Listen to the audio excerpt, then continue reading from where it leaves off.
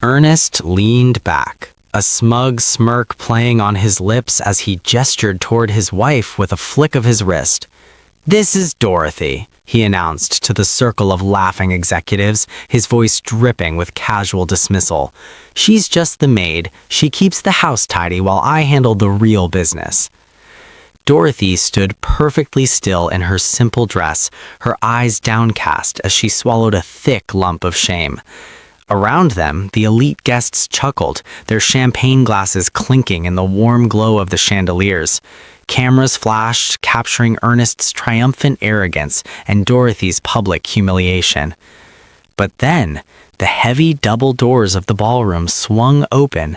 Mr. Jorgensen, the towering CEO of the firm, walked in. He didn't look at Ernest. He looked straight at Dorothy. And with one single sentence, he froze Ernest's blood cold. Because the maid Ernest was busy mocking was about to step onto that stage to claim a throne he never saw coming, and Ernest's carefully constructed world was about to shatter in front of everyone he ever tried to impress. Viewers, before we dive into the full wreckage of Ernest's ego, do me a favor.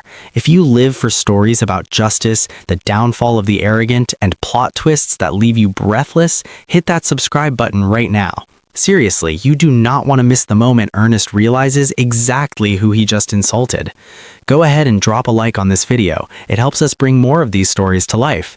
And I want to hear from you. Comment below letting me know where you're watching from. Are you tuning in from Chicago, New York, or maybe Lagos? Let us know. Now, let's get back into it, because the humiliation is just beginning, and the stakes are about to get intense.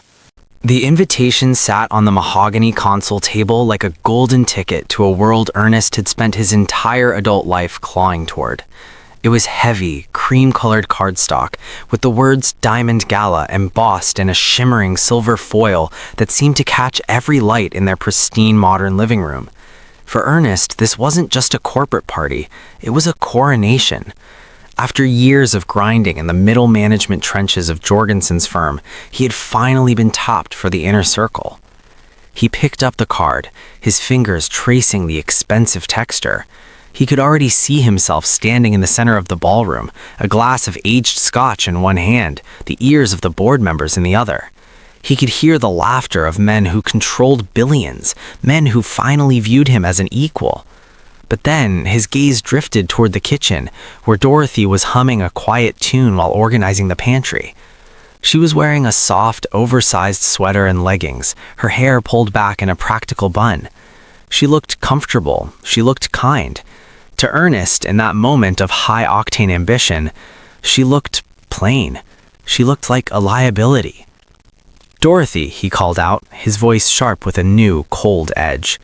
She stepped out, wiping her hands on her apron, a bright smile on her face. "Did it come? The invitation?" "It came," Ernest said, but he didn't hand it to her. He held it against his chest, shielding it. "But we need to talk about the logistics. This isn't just a dinner, Dorothy. This is a high-stakes chess match. Everyone who is anyone will be there. The wives will be draped in heritage diamonds and speaking 3 languages. They come from lineages, not just neighborhoods." Dorothy's smile faltered slightly, but she remained composed. "I know it's important to you, Ernest. I've already looked at a few dresses. I was thinking of that navy silk. It's elegant and subtle." Ernest let out a short, hollow laugh that stung like a slap. "Subtle, Dorothy. Subtle is just another word for invisible. Look at you. You're a wonderful woman, really you are. But you don't have that spark the board looks for. You're too modest, too domestic. If I bring you as my wife, they'll see me as a man who's settled. They'll look at you and see a suburban housewife, and then they'll look at me and see a man who belongs in the suburbs, not the C-suite." The silence that followed was heavy. Dorothy didn't flinch, but her eyes darkened with a quiet, observant pain. "What are you saying, Ernest?" He began to pace the length of the room, his reflection trailing him in the floor-to-ceiling windows that looked out over the manicured lawn. "I've been thinking. In this circle, wealth isn't just about what you own, it's about what you can afford to command. Anyone can have a wife, but a man who has a personal staff, a man who has a dedicated assistant to handle his every whim, even at a social function. That shows true affluence. It shows power. He stopped and turned to her, his eyes bright with a feverish, toxic brilliance. I want you to come, but not as my wife. I want you to attend as my personal assistant. Better yet, my house manager, my maid. You'll wear something simple, black and white. You'll stay 2 steps behind me, you'll hold my coat, you'll fetch the drinks, and you'll keep your mouth shut unless I'm giving you an order. Imagine the look on the partners' faces when they see I have someone so dedicated to my service that she attends galas just to ensure I don't have to lift a finger. Dorothy stared at him as if he were a stranger. You want me to pretend to be your servant? In front of your boss? In front of the entire city? It's a role, Dorothy, an acting job, Ernest snapped, his frustration boiling over. Think of it as an investment in our future. Once I have the promotion, once I'm a partner, we won't have to play these games anymore. But right now, I need to look like a king, and kings don't have wives who look like they just finished baking cookies. They have staff. He stepped closer, his voice dropping to a manipulative whisper. Don't you want this for us? Don't you want the life I've been promising? You've always said you'd support my dreams. This is the dream, Dorothy. It's right there on that card. All I'm asking is for one night of humility so we can have a lifetime of pride. If you go as my wife, you'll just be another face in the crowd. If you go as my staff, you make me the most interesting man in the room. Dorothy looked down at her hands, the hands that had supported him through late-night study sessions, through the early years of his career when they had nothing, the hands that had quietly built a home he now found too plain. A strange, unreadable expression crossed her face, not anger, but a profound, chilling clarity. You really think that's what Mr. Jorgensen wants to see? A man who treats his partner like a servant? Ernest scoffed, turning back to the invitation. Jorgensen is old school. He respects hierarchy. He respects a man who knows how to manage his assets. Besides, he's never met you. He won't know the difference. Dorothy let out a breath, her posture straightening in a way that Ernest was too self-absorbed to notice. Fine, Ernest, she said, her voice devoid of its usual warmth. If that is the image you want to project, if you truly believe that making me small is what makes you big, then I will play the part. I'll be exactly what you've asked for. Ernest grinned, missing the iron-cold resolve in her tone. He reached out and patted her shoulder as if he were praising a loyal dog. Good girl, I knew you'd understand. I'll pick out the outfit for you. Nothing fancy, just something that says hired help. We're going to be the talk of the night, Dorothy. Everyone is going to know exactly who Ernest Miller is. Dorothy watched him walk away, his head held high with a borrowed, fragile confidence. Yes, she whispered to the empty room. I suppose they will. The sleek black sedan glided through the suburban streets, the engine a low, predatory hum that filled the cabin. Inside, the atmosphere was thick with a tension that Ernest seemed entirely oblivious to. He sat behind the wheel, his knuckles white against the leather, his eyes fixed on the road with a manic intensity. Beside him, Dorothy sat in a stiff, uncomfortable silence. She was dressed in a plain, high-collared black dress with a crisp white apron folded neatly in her lap, the uniform Ernest had insisted upon. Ernest cleared his throat, the sound sharp in the quiet car. All right, let's go over it one more time. What is your name for tonight? Dorothy stared out the side window at the passing streetlights. Dorothy, she said flatly. No, no, no, Ernest snapped, his frustration flaring. To the guests, you are the help. If someone asks for your name, you give them your first name only, and you follow it with a sir or ma'am. You are the house manager for the Miller estate.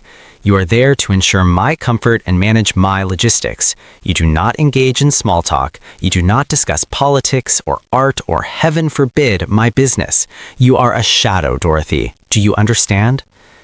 I understand, Ernest, she replied, her voice devoid of emotion. And the drink? He pushed, glancing at her briefly before returning his gaze to the asphalt. What do I drink? Macallan 12 neat, or a sparkling water with 2 limes if it's before dinner, she recited mechanically. Good. And if Mr. Jorgensen's wife, Clara, mentions the charity auction, you simply nod, excuse yourself, and find me. You are not to offer an opinion on the gala's foundation. You don't know anything about foundations. You know about starching shirts and scheduling dry cleaning. Ernest reached over, tapping the dashboard for emphasis. He was vibrating with a nervous energy, a man who believed he was finally directing his own masterpiece. He was so consumed by the performance he was staging that he failed to see the way Dorothy's jaw set, or the way her hands remained perfectly still in her lap, not out of submission, but out of a cold, calculated patience. As they approached the outskirts of the city, the skyline began to glitter like a sea of fallen stars. Ernest suddenly slammed on the brakes as they pulled into a darkened turnout just blocks from the venue. The sudden jerk threw Dorothy forward against her seatbelt. "Wait," Ernest said, his eyes narrowing as he looked at her. "What is that?" He reached out, his fingers rough as they brushed against her earlobes. He was staring at the small, heirloom pearl earrings she had put on, the only piece of jewelry she hadn't removed. They were a gift from her late mother, subtle and timeless. "I told you," he hissed, his face inches from hers. "Staff doesn't wear pearls. It ruins the illusion. If you're wearing jewelry like that, people will start asking questions. They'll think I'm soft or that I pay my help too much. It breaks the hierarchy." "Ernest, these were my mother's," she whispered, her voice trembling slightly for the first time. "I don't care if they belonged to the Queen of England," he retorted. He didn't wait for her to move. He reached out and unclasped them himself, his movements clumsy and impatient. He dropped the delicate pearls into the center console like they were loose change. Next, he grabbed her hand, sliding the simple gold wedding band off her finger. "The ring, too?" she asked, her voice a ghost of a sound. "Especially the ring," he said, tucking it into his vest pocket.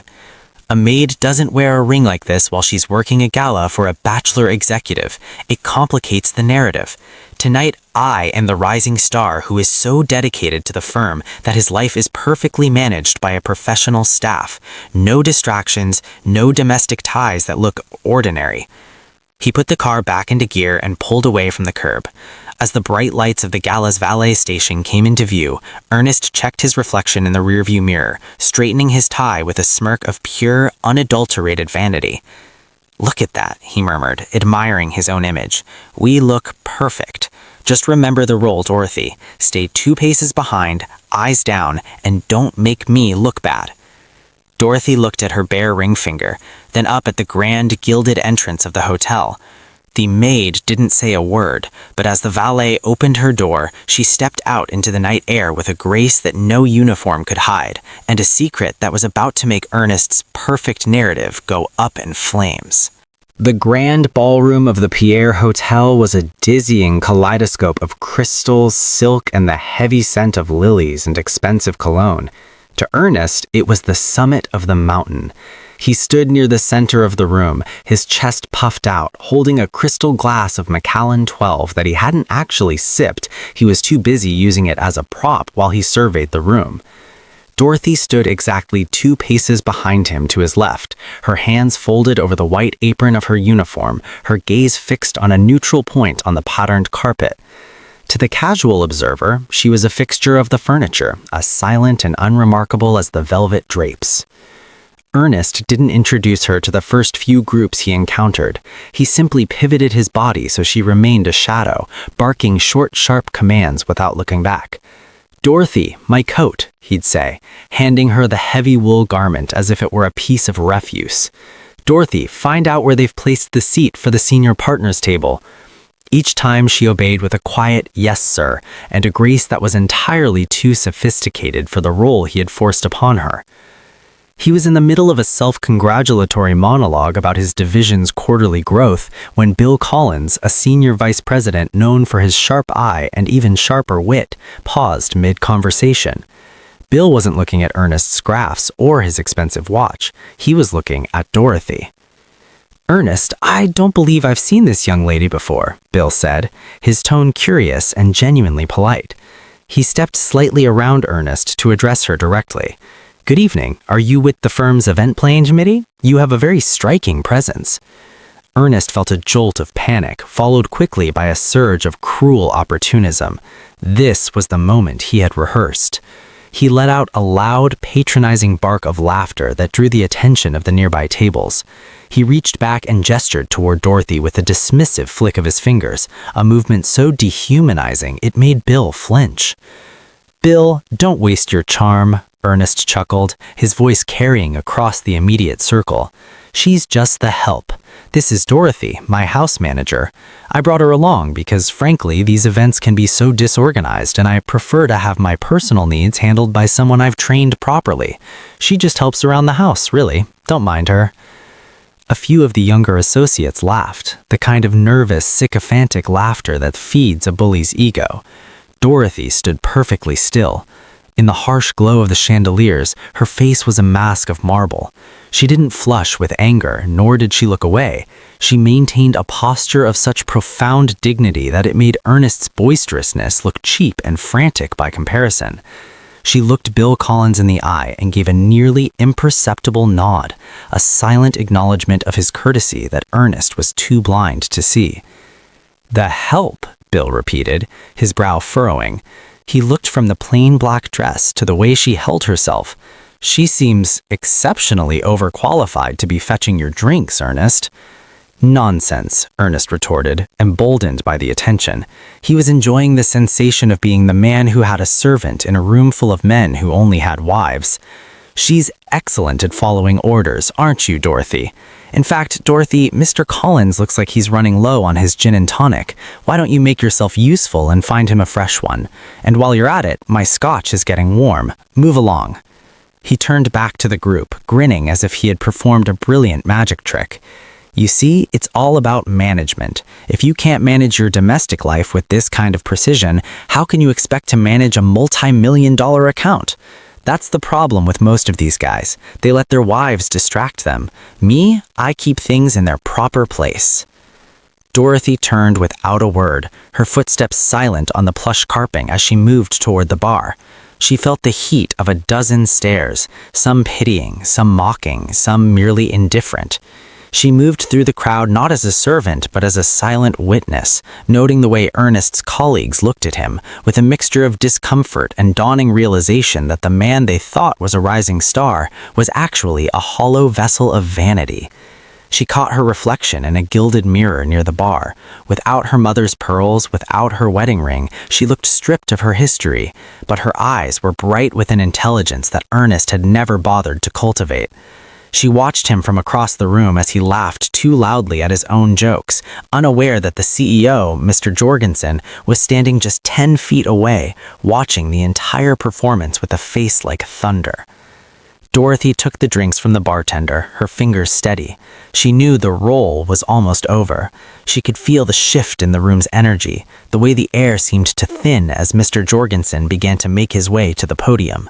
As she walked back to Ernest, she didn't feel like a maid. She felt like a storm that was finally ready to break. The golden warmth of the ballroom suddenly felt stifling as a hush rippled through the nearby crowd.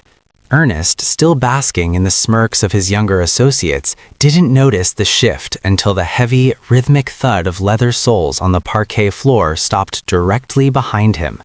He turned, a practiced, sycophantic grin already forming, and found himself staring into the steely, unblinking eyes of Mr. Jorgensen. The CEO of Jorgensen and Associates stood with his hands clasped behind his back, his presence radiating an authority that made Ernest's bravado melt into a frantic desire to please. "Good evening, Mr. Jorgensen. A spectacular night, sir. Truly top tier," Ernest stammered, smoothing his tuxedo jacket with trembling fingers. He didn't notice that Jorgensen's gaze wasn't on him, but was fixed on Dorothy, who stood silently by the bar with a tray of fresh drinks. Jorgensen ignored the compliment, his voice low and resonant. "I couldn't help but overhear your conversation earlier, Ernest.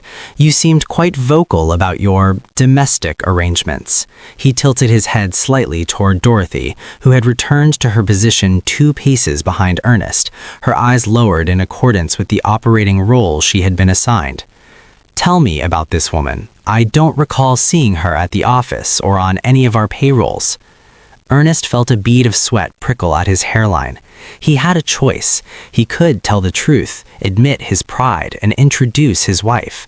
But the lie he had built all evening had become a cage. He was terrified that admitting Dorothy was his wife, dressed like this, treated like this, would reveal him as a fraud, or worse, someone ordinary. He leaned in slightly, as if sharing a secret between powerful men. "Ah, yes, sir, that's Dorothy," Ernest said, his voice regaining its oily confidence. "She's my house manager. I found that a man in my position needs a high level of support to maintain peak performance at the firm.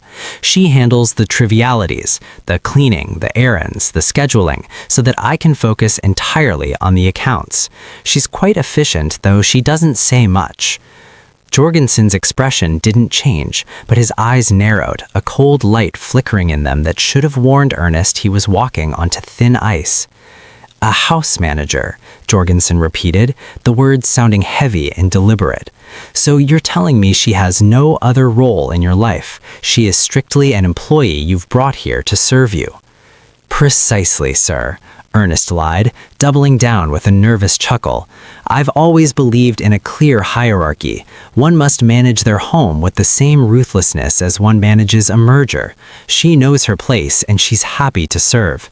In fact, she insisted on coming tonight just to ensure I didn't have to wait at the bar."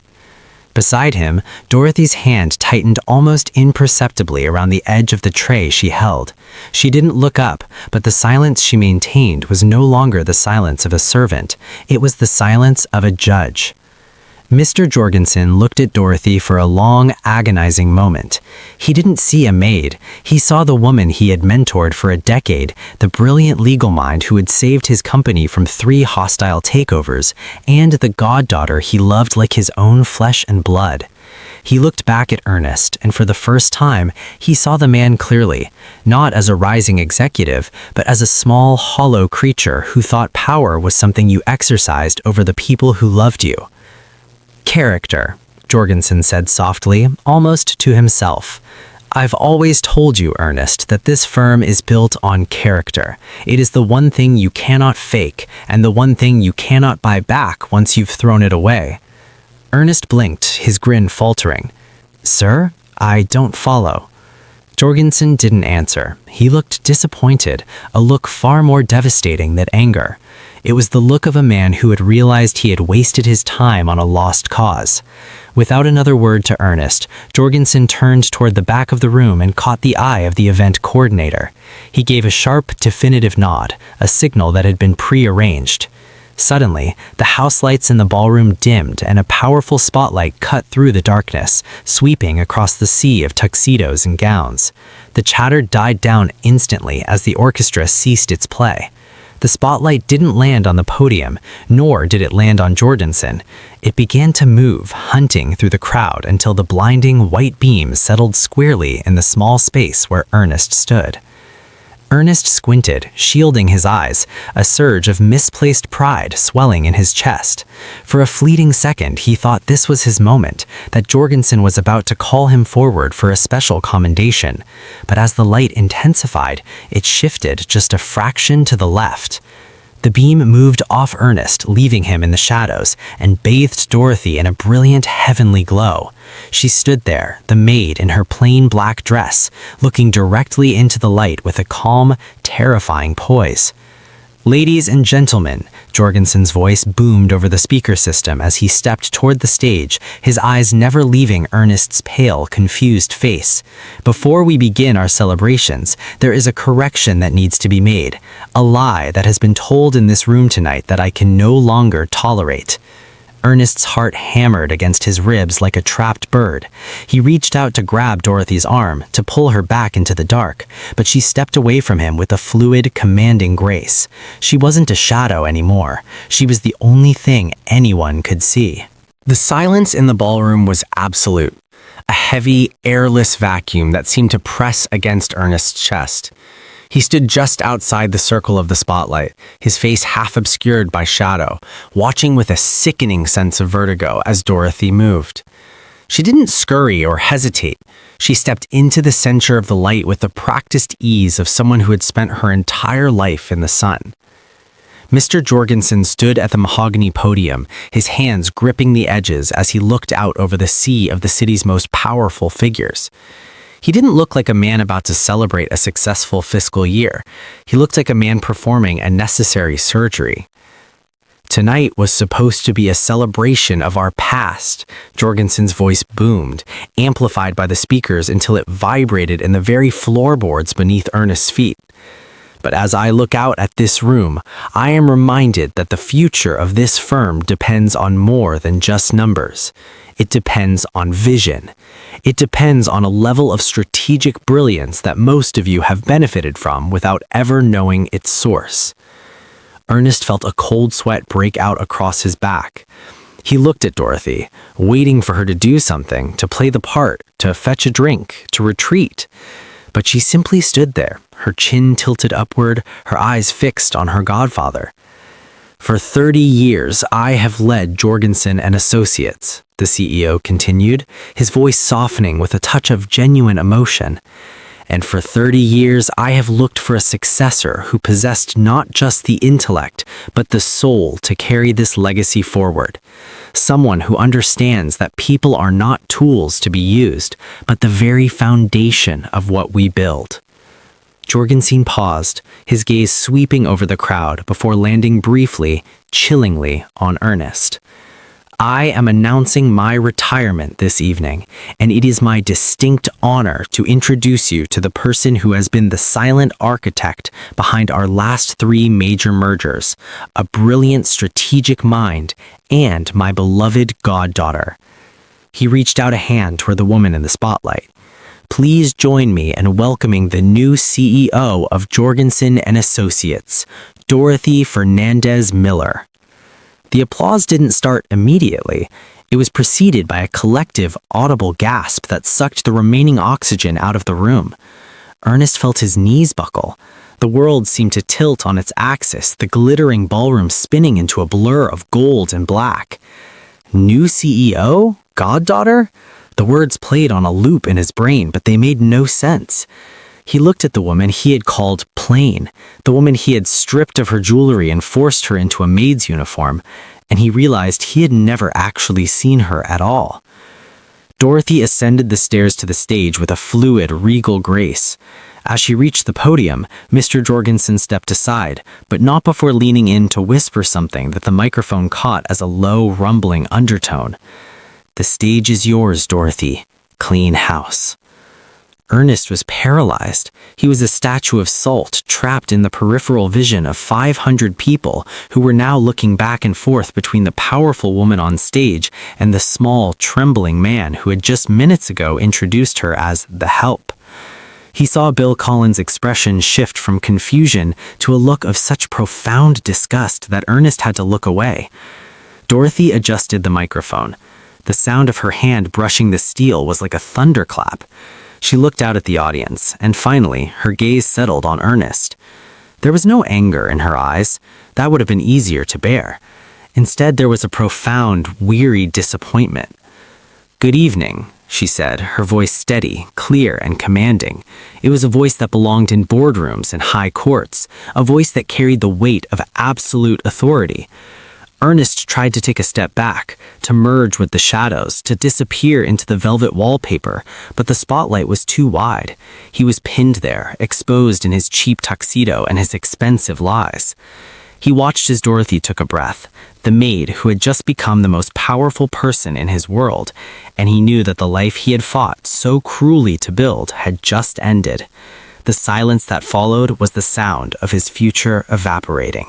The spotlight remained on Dorothy, but the heat of it seemed to scorch Ernest where he stood in the shadows. The applause began as a ripple and grew into a roar, a standing ovation that felt like a physical weight pressing him into the floorboards. Executives who had laughed at his jokes only minutes ago now turned their backs on him with surgical precision, creating a wide, empty circle around him as if he were a specimen of something diseased.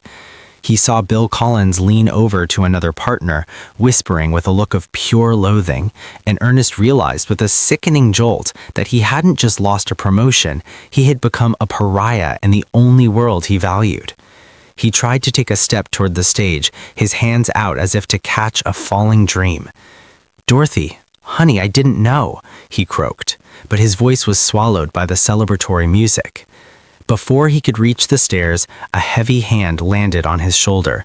He turned to find two stone-faced security guards, their presence a silent wall of muscle. They didn't speak. They didn't have to. The message was written in the way they gripped his arms, steering him away from the light and toward the service exit. He stumbled, his polished shoes scuffing against the marble, looking back one last time. Dorothy wasn't looking at him. She was shaking hands with the senator, her posture tall and unyielding. The maid finally vanished, replaced by a titan.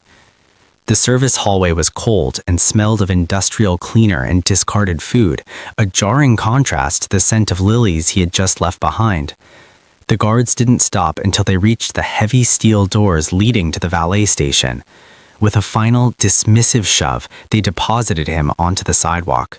The doors clicked shut behind him, the sound of the gala muffled into a low, distant thrum.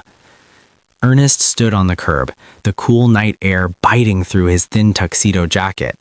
He reached into his pocket, his fingers searching for the keys to the sedan, but his hand came up empty.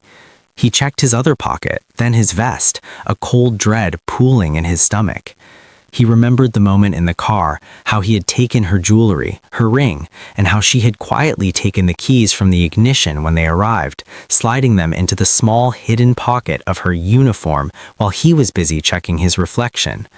He looked at the valet stand, where the sleek black car sat parked under the glowing marquee. He took a step toward it, but the valet, a young man who had witnessed his arrogant arrival, stepped in front of the key cabinet, crossing his arms. "The owner of the vehicle left specific instructions, sir," the young man said, his voice devoid of the deference Ernest had demanded earlier. "The car remains here for the CEO. You're welcome to call a cab." Ernest felt the last shred of his dignity dissolve. He looked down at his hands, realizing he was still holding the empty tray he had taken from Dorothy in a moment of frantic confusion before the security guards arrived. He was standing in the middle of the city, dressed in a $1,000 suit, holding a silver tray, with absolutely nowhere to go. The irony was a bitter pill he couldn't swallow. He had spent the evening trying to prove he was a man who commanded service, a man who owned people and things. Now he was the one standing in the dark, stripped of his job, his status, and even the means to get home. He looked up at the lighted windows of the ballroom, where the silhouette of his wife was visible against the glass. She was the one with the power. She was the one with the keys. And as the first few drops of a cold rain began to fall, Ernest finally understood that the maid hadn't just been a role she was playing, it was the mirror she had held up to show him exactly how small he really was. The morning sun offered no warmth as it glinted off the glass facade of the Jorgensen Tower, looking more like a fortress than the sanctuary of prestige Ernest had worshipped for years. He hadn't slept. His tuxedo was crumpled on the floor of the guest room, replaced by his most expensive Navy power suit. He had convinced himself through the long, hollow hours of the night that the gala had been a nightmare or a dramatic misunderstanding. Surely a marriage, even when he had treated with such callousness, counted for something. Surely Dorothy would see that his actions were born of a desperate desire for their mutual success.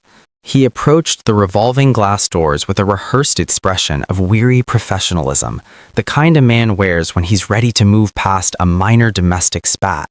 He reached into his pocket and pulled out his gold-rimmed security badge, the one that used to grant him access to the executive elevators and the private gym. He topped it against the electronic reader. The reader didn't emit its usual cheerful green chirp. Instead, it let out a sharp, discordant red buzz. Ernest frowned, his heart beginning a slow, heavy thud against his ribs. He topped it again. Red. He tried a third time, his movements becoming frantic, the plastic card clattering against the sensor. "Is there a problem, Mr. Miller?" Ernest spun around to find the head of security, a man named Marcus whom Ernest had ignored for 3 years, standing just inside the lobby. Marcus wasn't smiling. He held a tablet in one hand and stood with a posture that suggested Ernest was no longer a tenant, but a trespasser. My badge seems to be malfunctioning, Marcus. Probably a glitch in the system after the gala's guest list updates. If you could just buzz me through, I have a 10 o'clock with the regional directors. Marcus didn't move. There's no glitch, Ernest. Your credentials were deactivated at 11:45 p.m. last night. Direct order from the CEO's office. The finality of the words felt like a physical blow. 11:45 p.m. While he had been wandering the streets in the rain, Dorothy had already been at work, methodically stripping away his identity. I need to speak with her, Ernest said, his voice rising, drawing the attention of the morning commuters streaming into the building. She's my wife. This is a private matter that has spilled over into the workplace. You can't just bar a senior executive from his own office. You aren't a senior executive here anymore, Marcus said calmly. He gestured toward the long marble reception desk. The CEO was very clear. She wanted to ensure your transition was as efficient as possible. She knows how much you value management. Ernest walked toward the desk, his legs feeling like lead. There, sitting atop the polished stone, was a single, sturdy cardboard box. It wasn't messy, it wasn't thrown together, it was packed with a terrifying surgical precision. His framed diplomas were cushioned with his spare ties. His fountain pen set was tucked into its velvet case. Even the small glass paperweight he'd won for Employee of the Month 2 years ago was wrapped in bubble wrap. On top of the box lay a white envelope with his name printed in elegant, familiar script. Inside was no letter of explanation, no emotional plea, just a formal severance agreement and a check that covered exactly what was legally owed to him, down to the last cent of unused vacation time. He looked up at the digital directory in the lobby. Under Chief Executive Officer, the name had already been changed, Dorothy Fernandez Miller. In that moment, the true weight of his mistake crushed him. He had spent years underestimating her, viewing her quietness as a lack of ambition and her kindness as a lack of edge. He wanted a visionary CEO to admire, never realizing he was sleeping next to one. She hadn't just fired him, she had erased him with the same quiet efficiency he once demanded she use to starch his shirts. He picked up the box, the weight of his entire career feeling pitifully light. As he turned to leave, he saw a group of his former subordinates near the elevators. They were whispering, their eyes darting to the box and then away, their faces filled with the same mocking pity he once directed at the help. He walked out the revolving doors, the glass reflecting a man who no longer had a title to hide behind. The maid was now the master of the house and the firm, and Ernest was just a man with a box, standing on a sidewalk, finally realizing that when you build a life on the belief that others are beneath you, you have a very long way to fall when the floor finally gives way. The weeks that followed the gala were a blur of gray light and the hollow ring of silence. Ernest moved through his expansive, quiet house like a ghost haunting the ruins of a life he had burned down with his own hands. The luxury that had once been his pride, the Italian leather sofa, the high-end espresso machine, the smart home lighting, now felt like cold, expensive evidence of his shallow character. He spent most days in the darkened guest room, the same room where he had once banished Dorothy, staring at the ceiling and waiting for a phone to ring that had gone dead the moment he was escorted out of the Pierre Hotel. He had expected to feel anger, or perhaps a burning desire for a comeback, but all he felt was a profound, suffocating weight. He was no longer Ernest Miller, the senior executive. He was just a man in an empty house with a box of old trophies. Without the title, without the maid to command, he realized with terrifying clarity that he didn't know who he was. It was during the third week of his descent that he found himself sitting in a small, sterile office across from a woman named Dr. Ernest. He hadn't gone because he wanted to. He had gone because the silence in his own head had become louder than he could bear.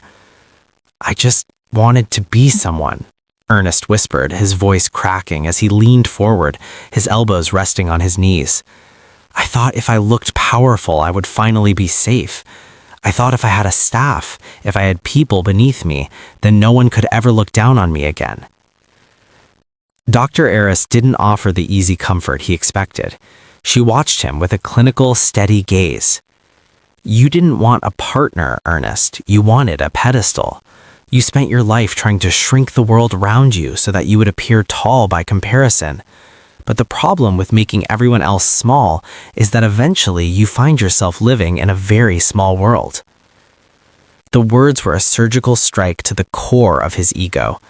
For the first time, Ernest began to pull back the layers of his own insecurity. He realized that his treatment of Dorothy hadn't been about her plainness at all. It had been a projection of his own perceived smallness. He had been so afraid of her light eclipsing his own that he had tried to snuff it out entirely. He saw the Maid uniform not as a tool for his success, but as a cage he had built out of his own fear. A week later, Ernest did something he had never done in his adult life. He sought out a place where he had no authority. He walked into a community soup kitchen in a part of the city he used to avoid. He didn't wear a designer suit or a gold watch. He wore a plain t-shirt and jeans, standing in a line of volunteers waiting for instructions. "We need someone on the dish station," a woman in a stand apron said, barely glancing at him. "It's greasy, it's hot, and the stack never ends. Can you handle that?" Ernest hesitated. The old Ernest would have made a comment about his management skills or asked for a more strategic role, but the man standing there now simply nodded. "I can handle it," he said. For 5 hours, he stood at a stainless steel sink, his hands submerged in gray, soapy water. He scrubbed charred industrial pots and rinsed thousands of plastic trays. No one knew his name. No one cared about his former salary or the firm he had once worked for. When he finished, his back ached and his hands were pruned, but for the first time in years, he felt a strange, quiet hum of peace. He realized that in stripping away the suit, the title, and the need to be important, he was finally finding the man Dorothy had tried to love. The man he had buried under mountains of vanity. He wasn't the master of the house anymore, and he wasn't the CEO. He was just a man with a sponge, learning that true stature isn't something you take from others, but something you build through the quiet, egoless work of being human. As he walked to his car that evening, he didn't check the rearview mirror to admire his reflection. He looked out at the city, wondering if the woman who now ran it could ever forgive a man who was only just beginning to learn how to stand on his own 2 feet. The heavy floor-to-ceiling glass of the CEO's office offered a panoramic view of a city Ernest had once tried to conquer through arrogance. Now, as he stood in the foyer waiting for the heavy oak doors to open, he felt no desire for conquest. He wasn't wearing the navy power suit or the gold-rimmed watch that had served as his armor for so long. Instead, he wore a simple olive sweater and dark trousers, clothes that didn't demand attention. Clothes that simply fit a man who had spent his morning hauling crates at a local food bank. When the secretary finally signaled him in, Ernest walked into the room not as a disgraced executive seeking a reprieve, but as a person seeking a reckoning. Dorothy was seated behind the vast mahogany desk, her silhouette framed by the afternoon sun. She looked formidable, every bit the visionary leader Mr. Jorgensen had promised. Yet there was a quiet stillness about her that Ernest finally recognized as her greatest strength. He didn't sit down immediately. He stood by the chair, his hands clasped loosely in front of him, feeling the vastness of the space he had once thought he deserved. "Thank you for seeing me, Dorothy," he said, his voice steady and stripped of its former theatricality. Dorothy set down her pen and leaned back, her gaze searching his face. She didn't look for the husband she had lost, nor the villain who had humiliated her. She looked at him with the clinical, yet not unkind observation of a woman who had finally moved beyond his reach. "You look different, Ernest. You aren't wearing your uniform." "I don't think that uniform ever really fit me," Ernest replied with a small, sad smile. He finally sat, not leaning forward to dominate the space, but resting back with a new sense of ease. "I didn't come here to ask for my job back, and I didn't come here to ask you to come home. I realize now that the home I built was just another set for the play I was directing." Dorothy remained silent, allowing him the space to speak, a grace he had rarely afforded her. "I spent years looking at you and only seeing what you could do for my image. I saw your kindness as a lack of edge. I saw your modesty as a lack of worth. I was so blinded by my own fear of being small that I tried to turn the most brilliant person I knew into a shadow just so I could feel like I was the one casting it. I failed to see you, Dorothy, not just as a CEO or a lawyer, but as a human being who deserved respect. I am profoundly sorry for the maid's uniform. I'm sorry for the pearls. But mostly, I'm sorry that I was too small a man to cherish a woman as big as you. The silence that followed was long, but it wasn't cold. It was the silence of a debt being acknowledged. Dorothy looked down at her desk, her fingers tracing the edge of a folder before looking back at him. "I accept your apology, Ernest," she said softly, "and I believe you mean it. I've heard about the work you've been doing, the volunteering, the therapy. Mr. Jorgensen mentions it. It's the first time I've heard people speak about your character rather than your ambition." A flicker of hope sparked in Ernest's chest, but Dorothy held up a hand, her expression firm. But an apology doesn't erase the past, it only clarifies the present. I am the CEO of this firm now, and I am the architect of my own life. I've spent a long time protecting your ego at the expense of my own peace. I won't do that again. "I don't expect you to," Ernest said, and he truly meant it. "I'm not ready for us to be what we were," she continued, her voice signaling the boundaries she had spent weeks fortifying. "The man who put me in that uniform is gone, but the man sitting in front of me is still a stranger I'm just beginning to meet. If you want a place in my life, Ernest, it won't be as my superior, and it won't be as my shadow. You will have to earn your place from the ground up, just like everyone else in this world." She stood up, signaling the end of the meeting. Ernest stood with her.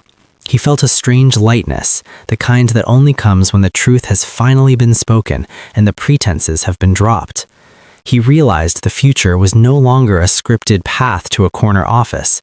It was an unmapped territory, terrifying and wide open. "I'd like to try to earn it, not for the title, but for the person I want to be when I'm standing next to you." Dorothy nodded once, a gesture of professional and personal respect. "Then start by being that man when no one is watching, Ernest. That's where the real work happens." He walked towards the door, stopping for a moment to look back at her. She was already back to work, her head bowed over a contract, the sun catching the gold of a new ring on her finger, one she had bought for herself. Ernest stepped out into the hallway and towards the elevators. He didn't have a badge, he didn't have a title, and he didn't have a guarantee of a happy ending. But as the elevator doors closed, he caught his reflection in the polished steel. For the first time in his life, he didn't mind that he looked exactly like everyone else. He was just a man, finally ready to grow.